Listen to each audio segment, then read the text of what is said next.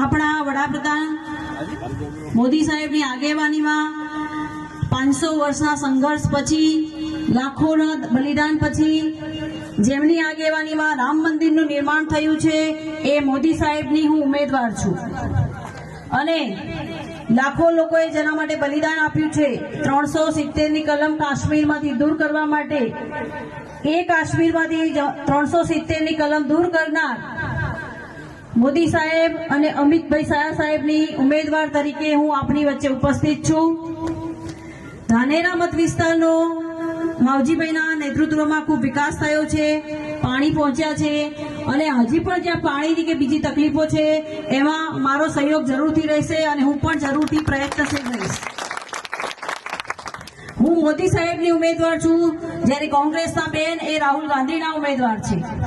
બેન એ જાતિવાદ ઉપર ચૂંટણી લડી રહ્યા છે, જ્યારે મારે તો બનાસની સેવા કરવા માટે ચૂંટણી લડવાની છે. તેઓ કોંગ્રેસને જીવતી રાખવા માટે ચૂંટણી લડી રહ્યા છે, જ્યારે મારે તો સર્વે સમાજનું ભલું થાય, સર્વે સમાજનો વિકાસ થાય, એ માટે મારે આગળ વધવાનું છે. આપણે અનેક યોજનાઓ છેલ્લા 10 વર્ષમાં મોદી સાહેબના નેતૃત્વમાં નો લાભ દરેક વ્યક્તિને મળ્યો છે. આવી તો અનેક યોજનાઓ છે જેની વાત કરીએ તો દિવસ પણ ટૂંકો પડે. અને આ યોજનાઓ જે છે કોઈ એક વ્યક્તિ એક સમાજ માટે નથી, પરંતુ દરેક સમાજની પ્રજા એનો લાભ લઈ શકે છે.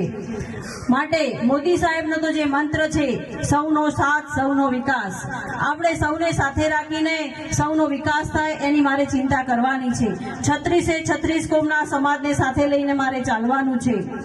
અને તમારા બનાસની દીકરી તરીકે આજે હું તમારી વચ્ચે તમારા આશીર્વાદ માટે ઉપસ્થિત છું. મને ચોક્કસ વિશ્વાસ છે કે તમે બધા મારી સાથે રહેશો અને મને નિરાશ નહીં કરો. અને જ્યારે જીત્યા પછી, આપના આશીર્વાદ પછી, જ્યારે બનાસકાંઠાની જનતાને સેવા કરવાની મને તક મળશે, ત્યારે બનાસકાંઠા જિલ્લાના છેવાડાના પ્રજાનો પ્રશ્ન પણ મારી જોડે પહોંચી શકે, એના માટે આપણે આર્ટિફિશિયલ ઇન્ટેલિજન્સ અને ટેકનોલોજીનો ઉપયોગ કરીને એક એપ બનાવીશું, જેથી આપનો પ્રશ્ન મારી જોડે સરળતાથી પહોંચી શકે અને એનું રિઝલ્ટ મેળવવામાં હું જરૂરથી પ્રયત્નશીલ રહીશ. અને હું શિક્ષણ સાથે વર્ષોથી જોડાયેલી હોવાથી મહેનત કરવો હોય તો મારો નિત્યક્રમ રહેલો જ છે. મહેનત કરવામાં બનાસની દીકરી તરીકે હું ક્યાંય પણ પાછી પડું એમ નથી. તમારો કોઈ વ્યક્તિગત સામાજિક પ્રશ્ન હશે તો દીકરી તરીકે આપના પડકે હું જરૂરથી ઊભી રહીશ, એવું આપ સૌના સમયે હું ખાતરી આપું છું. અને છેલ્લે મારે એ કહેવું છે કે આપણે 7મી મેના રોજ મતદાન કરીએ અને કરાવીએ. આપણા આડોશી પાડોશી સંબંધી સૌને કહીએ કે કેમ ભારતીય જનતા પાર્ટીને વોટ આપવાનો છે.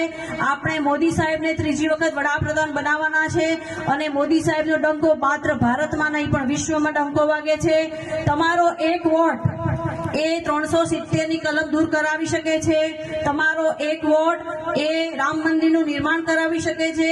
તમારો એક વોટ એ બનાસકાંઠાની જિલ્લાની સરહદોને વધુ સુરક્ષિત બનાવી શકે છે. માટે મારી આપ સૌને વિનંતી છે કે આપનો વોટ એળે ના જવા દેતા, આપના વોટનું મૂલ્ય વધે એવું જરૂરથી જોજો. મોદી સાહેબને ધ્યાનમાં રાખવાના છે.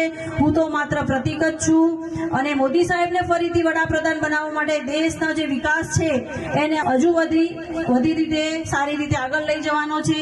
મોદી સાહેબ ભારતીય જનતા પાર્ટી જે વચન આપે છે એ પાળીને જ રહે છે, નિભાવે છે. એનું મોટું ઉદાહરણ છે રામ મંદિર. માટે છેલ્લે તમને વિનંતી કરું કે મતદાન કરો અને કરાવીએ, અને મતદાન કરી ભારતીય જનતા પાર્ટી તરફથી મતદાન કરી કમળને વોટ આપી અને આપણે મોદી સાહેબના હાથ વધુ મજબૂત કરવાના છે.